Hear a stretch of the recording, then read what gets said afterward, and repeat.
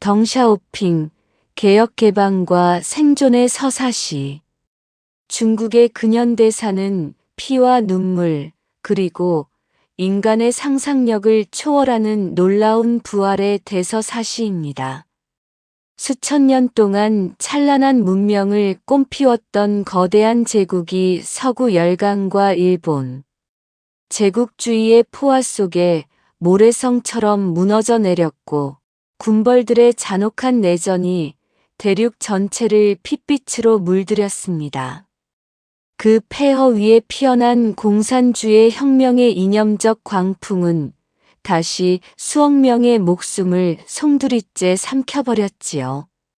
기근과 숙청, 전쟁과 배신, 광기와 복수가 뒤엉킨 그 혹독하고 파란만장한 역사적 경랑의 정중앙에 키가 겨우 150cm, 남짓한 작고 다부진 체구의 한 남자가 우뚝 서 있었습니다. 그의 이름은 덩샤오핑입니다.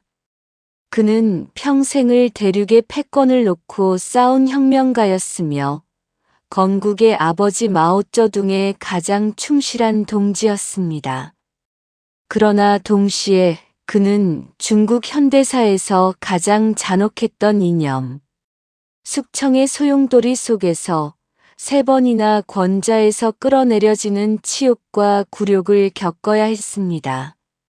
마오쩌둥의 절대권력이라는 거대한 그늘 아래서 숨죽여 살아남아야 했고, 마오의 아내 장친과 사인방이 주도한 피로 얼룩진 권력 투쟁에서 끝까지 살아남아 마침내 최후의 승리를 거머쥐었습니다.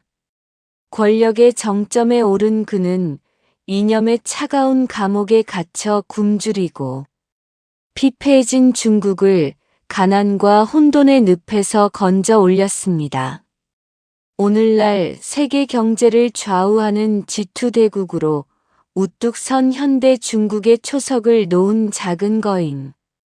벼랑 끝에서 매번 불사조처럼 되살아난 그의 삶은 곧 현대 중국의 역사 그 자체이자 생존과 실용, 복수와 부흥, 고난과 영광의 위대한 서사시입니다. 그의 파란만장한 생애와 숨겨진 권력의 이면, 개인적 고난과 국가적 위협, 그리고 그 모든 것이 남긴 깊은 유산을 이제 천천히 깊이 있는 낭독체로 역사라는 거대한 스크린 위에 자세하고 생생하게 한 장면 한 장면, 한 호흡 한 호흡 펼쳐보겠습니다. 1904년 8월 22일 스촨성 광안현에 한적하고 평화로운 시골 마을에서 훗날 중국의 운명을 바꿀 한 아이가 태어났습니다. 당시 청나라 말기는 극심한 부패와 무능으로 안으로는 썩어 들어가고 밖으로는 아편전쟁 1840 이후 서구 열강과 일본의 무자비한 침략에 난도질당하며 종말을 향해 치닫고 있었습니다. 중국인들은 스스로를 동아시아의 병자라 부르며 깊은 자괴감과 수치심에 빠져 있었고 대륙 전체가 반식민지라는 모욕적인 처지에 놓여 있었습니다. 덩샤오핑의 아버지는 지역의 비교적 부유한 지주이자 유지로 가족은 굶주림을 모르고 살 수 있었습니다. 소년 덩샤오핑은 엄격한 유교식 전통 교육과 함께 신식 근대 교육을 동시에 받으며 자랐습니다. 스촨의 푸른 산맥과 맑은 강물이 어우러진 고향 풍경 속에서 그는 어린 시절을 보냈으나 마을 바깥 세상은 결코 평온하지 않았습니다. 신의 혁명 1911으로 2000년 제국이 무너지고 군벌들이 난립하면서 어린 소녀는 시대의 거대한 격동과 변화를 피부로 느끼기 시작했습니다. 나라가 이렇게 망해가는데 방 안에서 책만 읽고 무엇을 하겠는가라는 막연하면서도 뜨거운 열망이 지방의 작은 신식, 학교를 다니던 그의 가슴 속에 자리 잡았습니다.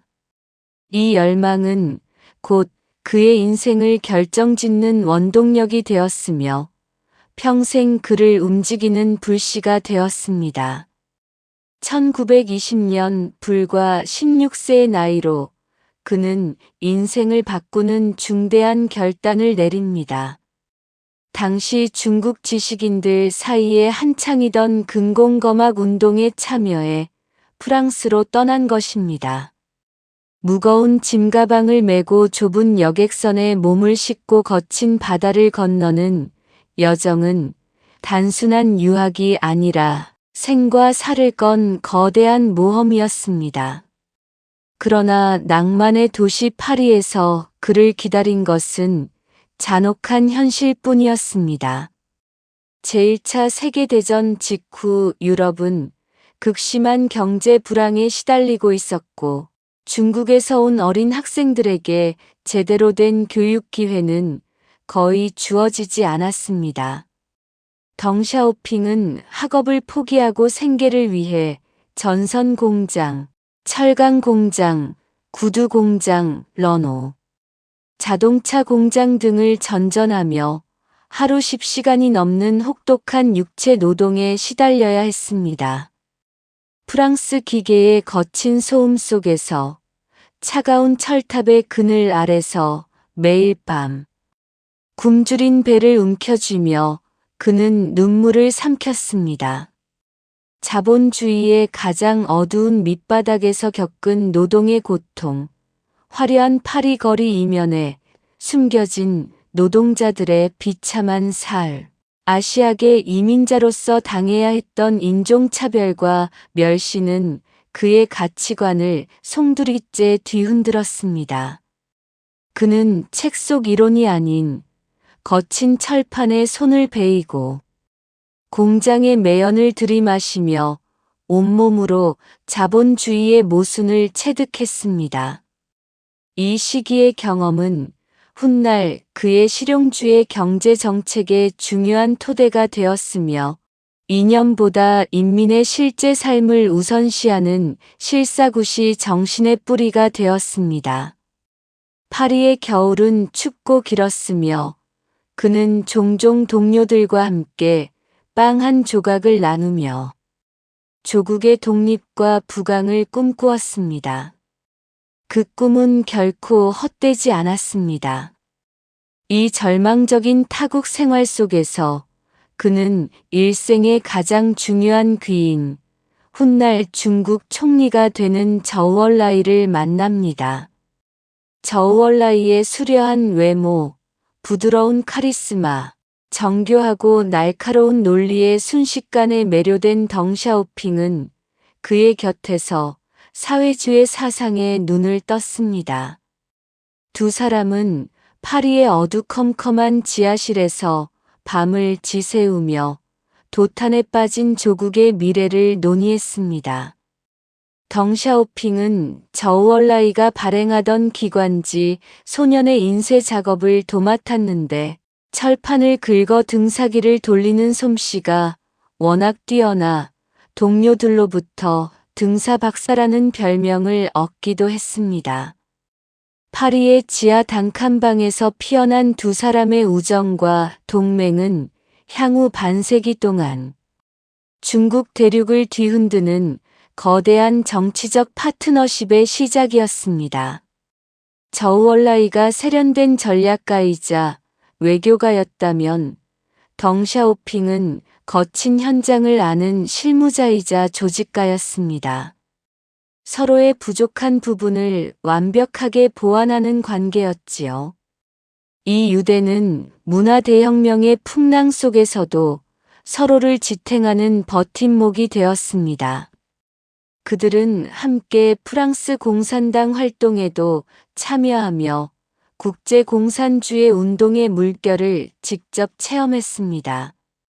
프랑스 당국의 감시와 체포 위협이 심해지자 1926년 그는 사회주의의 본산인 소련 모스크바로 유학을 떠났습니다. 동방노력자 공산대학에서 그는 마르크스-레닌주의 이론을 체계적으로 공부하고 철저한 당성교육, 조직관리 기법, 군사훈련을 익혔습니다. 유럽에서의 약 6년간은 시골 출신의 혈기방장한 청년을 냉철한 상황, 판단력과 불굴의 조직력을 갖춘 전문적인 정당 실무자로 완전히 단련시켰습니다. 이 기간은 그의 인생에서 단순한 유학이 아니라 혁명가로서의 정신적 실무적 기반을 다진 결정적 시기였습니다. 모스크바에서 배운 조직력과 실사구시 정신은 나중에 문화대혁명의 혼란 속에서도 그를 버티게 한 원동력이 되었습니다. 그는 소련의 겨울 추위 속에서도 끊임없이 책을 읽고 토론하며 중국 혁명의 구체적 방안을 고민했습니다. 1927년 마침내 조국으로 돌아온 덩샤오핑을 맞이한 것은 장제스가 주도한 국민당의 피비린내 나는 공산당 대숙청이었습니다. 공산당원이라는 사실이 드러나는 순간 즉시 총살당하던 공포의 시대였습니다. 대륙의 거리마다 혁명가들의 피가 강을 이루었고 어제의 동지가 오늘의 밀고자가 되는 배신의 연속이었습니다. 덩샤오핑은 이름을 바꾸고 상하이의 어두운 골목길을 무대로 지하 활동을 전개했습니다. 언제 체포되어 사형장으로 끌려갈지 모르는 극한의 긴장 속에서 그는 흔적을 남기지 않는 법, 대중 속에 스며드는 법을 철저히 체득했습니다. 이후 당의 지시에 따라 광시성으로 내려가 농민들을 조직하고 군대를 일으켜 봉기를 주도했으나 국민당군의 압도적인 화력 앞에 쓰라린 패배를 맛보았습니다. 수많은 동지들의 무참한 죽음을 목격하며 그는 깊은 무력감에 빠지기도 했습니다. 그러나 이 실패는 그에게 평생을 관통하는 중요한 교훈을 남겼습니다. 도시 노동자 중심의 소련식 교조적 혁명 노선은 중국의 광활한 농촌 현실에 맞지 않으며 강력한 무력과 농민 기반의 유연한 게릴라 전술이 필수적이라는 깨달음이었습니다. 현장을 무시한 관념적 교조주의는 오직 파멸만을 부른다는 사실을 그는 피의 대가로 뼛속 깊이 새겼습니다. 이 교훈은 훗날 그의 모든 정책 판단의 핵심이 되었습니다. 국민당의 포위망에 몰려 멸망 직전에 처한 공산당은 1934년 생존을 위한 거대한 도주국인 대장정을 시작합니다. 12,500km에 달하는 험준한 산맥, 끝없는 늪지대, 추위와 굶주림, 국민당군의 끊임없는 추격과 폭격 속에서 벌어진 인류 역사상 유례없는 고난의 행군이었습니다. 출발 당시 10만 명에 달했던 홍군은 처참한 대가를 치르며 불과 수천 명만이 살아남았습니다. 덩샤오핑 역시 이 지옥 같은 대열에 있었습니다. 그는 홍군 총정치부 비서장으로서 군대의 사기를 유지하고 기록을 남기는 중책을 맡았습니다. 대장정 도중 열린 역사적인 준의회에서 그는 소련 유학파들의 교조주의를 매섭게 비판하고 농촌을 기반으로 한 마오쩌둥의 게릴라 전술 노선을 적극 지지했습니다. 마오 동지의 전략만이 우리를 살릴 수 있다는 그의 목소리는 마오쩌둥에게 깊은 인상을 남겼습니다. 마오는 이 작고 야무진 청년이 단순한 이론가가 아니라 전장의 현실을 정확히 읽어내는 유능한 군사정치 요원임을 알아보았습니다. 이때 맺어진 마오쩌둥과 덩샤오핑의 관계는 향후 수십 년간 중국 현대사의 뼈대를 이루는 충성과 갈등, 신뢰와 견제의 복잡한 이중주로 발전하게 됩니다. 마오에게 덩샤오핑은 가장 날카로운 칼이었고, 덩샤오핑에게 마오는 거대한 보호막이자 지붕이었습니다. 이 관계는 이후 대약진, 문화대혁명, 복권의 드라마를 통해 극적으로 전개되었습니다. 1937년 중일 전쟁이 발발하자 덩샤오핑은 홍군 제129사단 정치위원으로 임명되어 야전사령관, 류보청과 함께 태양산맥 일대에서 일본군을 상대로 치열한 게릴라전을 펼쳤습니다. 류덩 부대로 불린 이 환상의 콤비는 일본군의 보급로를 차단하고 농촌 지역에 탄탄한 해방구를 건설하며 큰 활약을 했습니다. 군사 전략의 천재 류보청과 군 기강을 잡고 민심을 사로잡는 데 탁월한 정치위원 덩샤오핑의 결합은 전장에서 불패의 신화를 만들어냈습니다. 일본 패망 후 국민당과의 최종 결전에서도 그의 활약은 빛났습니다. 중국 역사상 최대 규모의 회전으로 꼽히는 화이하이 전역을 총지휘하며 국민당 정예 부대를 전멸시켰고, 이어 거대한 장강을 건너 국민당의 심장부 난징과 상하이를 함락시키는데 결정적인 공헌을 세웠습니다. 1949년 10월 1일 천안문 성루 위에서 마오쩌둥이 중화인민공화국의 수립을 선포할 때 덩샤오핑은 대륙을 정복한 1등 공신이자 건국의 주역으로서 확고한 자리를 차지하고 있었습니다. 새로운 중국이 들어선 후 그는 대륙 서남부 지역의 군정과 당권을 장악한 서남국 당서기로 부임하여 전후 복구, 비적 소탕, 토지 개혁을 성공적으로 이끌었습니다. 그의 탁월한 행정 능력과 실무 처리 능력에 감탄한 마오쩌둥은 1952년 그를 중앙 베이징으로 불러들였습니다. 부총리를 거쳐 1956년에는 당의 실무를 총괄하는 당 총서기 겸 정치국 상무위원 자리에 올랐습니다. 당시 52세였던 그는 명실상부한 권력 서열 고위직이자 마오쩌둥의 가장 유능한 오른팔이 되었습니다. 마오는 사석에서 외국 사절들에게 저기 저 키 작은 사람을 보라. 보기는 저렇지만 내 내각의 핵심이자 미래가 촉망되는 인물이라며 자랑하곤 했습니다. 바늘 속에 솜이 들어있는 듯 겉은 부드럽지만 속은 무섭도록 단단한 사람이라는 평가였지요.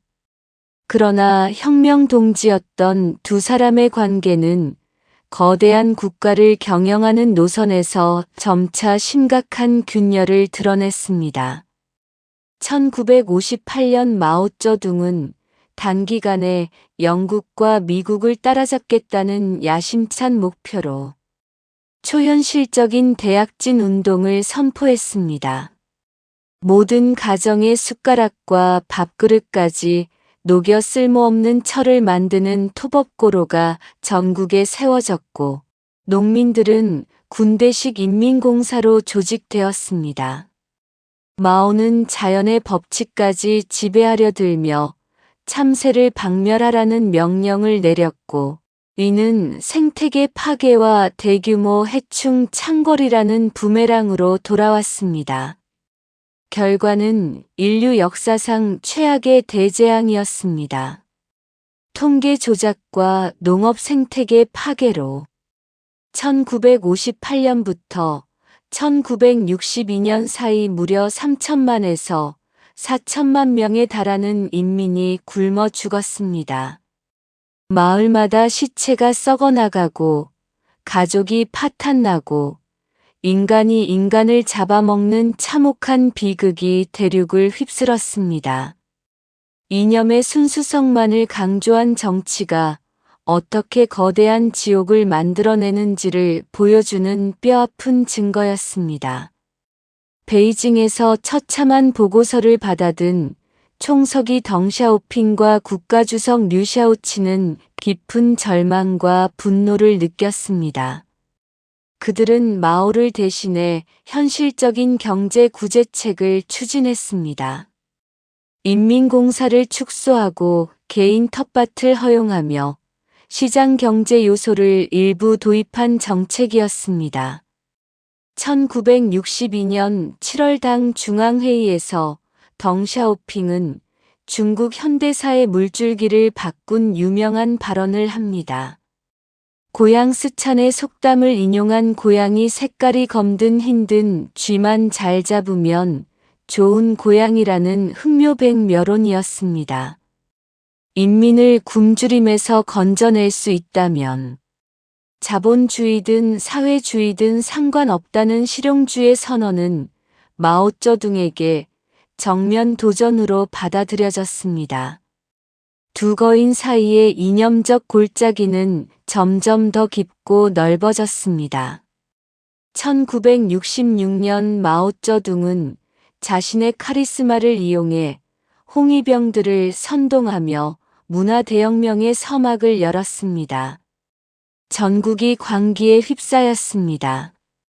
수천 년 된 문화재가 파괴되고 스승이 제자에게 고발당하고 부모와 자식이 서로를 비판하는 비극이 벌어졌습니다.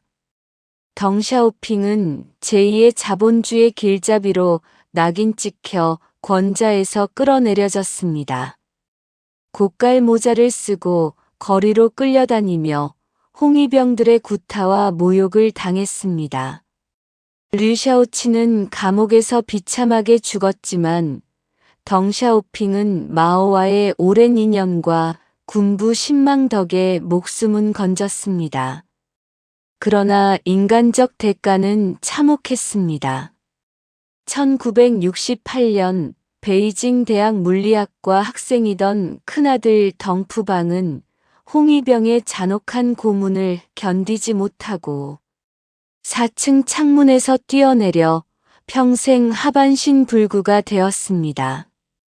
병원들은 치료를 거부했습니다. 1969년 덩샤오핑 부부는 장시성 외딴 농촌으로 유배되어 트랙터 수리 공장에서 노동자로 일했습니다. 매일 먼지 날리는 등소평 오솔길을 걸으며 그는 분노와 증오를 삼키고 중국의 미래를 구상하며 칼을 갈았습니다. 이 고난의 시기는 그를 더욱 단단하고 실용적인 지도자로 재련했습니다.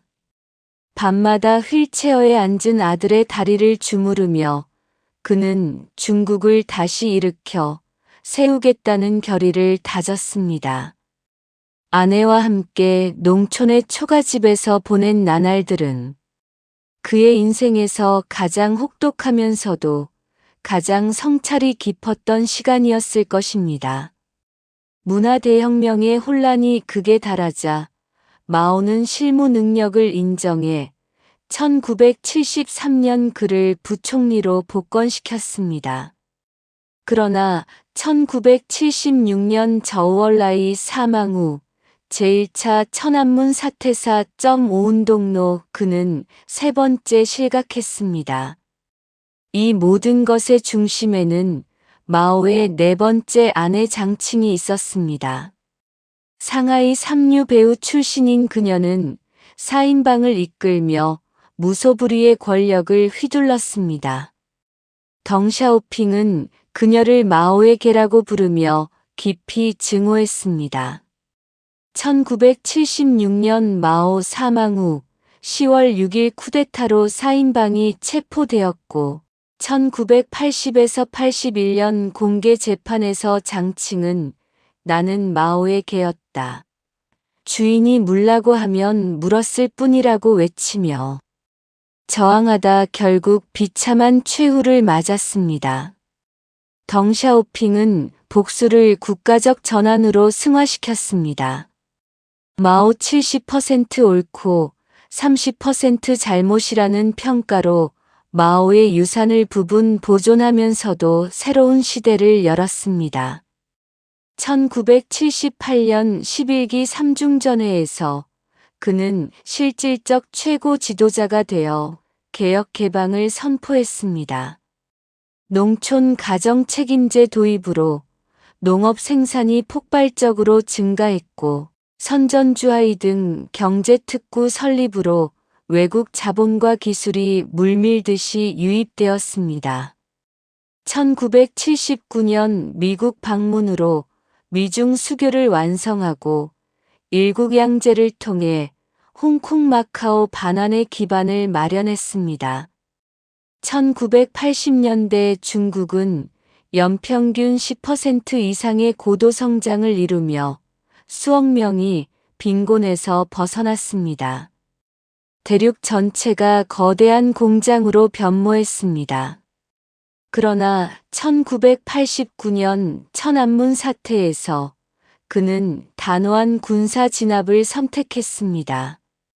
경제개혁은 과감히 추진하되 정치적 도전은 용납하지 않는 그의 철학이 드러난 순간이었습니다. 사태 후 보수파 반발과 서방 제재로 개혁이 위기에 처하자 1992년 88세에 그는 남순 강화를 감행했습니다.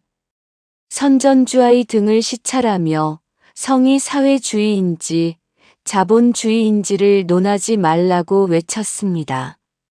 이 외침은 중국을 다시 시장경제로 가속시켰습니다. 1997년 2월 19일 92세의 그는 홍콩 반환을 몇 달 앞두고 생을 마감했습니다. 검소한 장래를 원했던 그의 유골은 바다에 뿌려졌습니다. 무덤도 동상도 없이 자유로운 바다로 돌아간 것입니다. 덩샤오핑은 혁명가이자 생존자, 실용주의자이자 권력의 달인이었습니다. 그는 중국을 가난에서 끌어올렸으나 정치적 자유화는 제한했습니다. 강을 건널 때는 돌을 더듬어 가며라는 그의 철학은 오늘날 중국이 여전히 따르는 길입니다. 작은 체구의 이 거인은 현대 중국의 진정한 건설자이자 생존과 부흥, 복수와 실용의 영원한 서사시로 남아 있습니다. 그의 삶은 한 개인의 불굴의 의지가 어떻게 거대한 국가의 운명을 바꿀 수 있는지를 보여주는 영원한 증언입니다.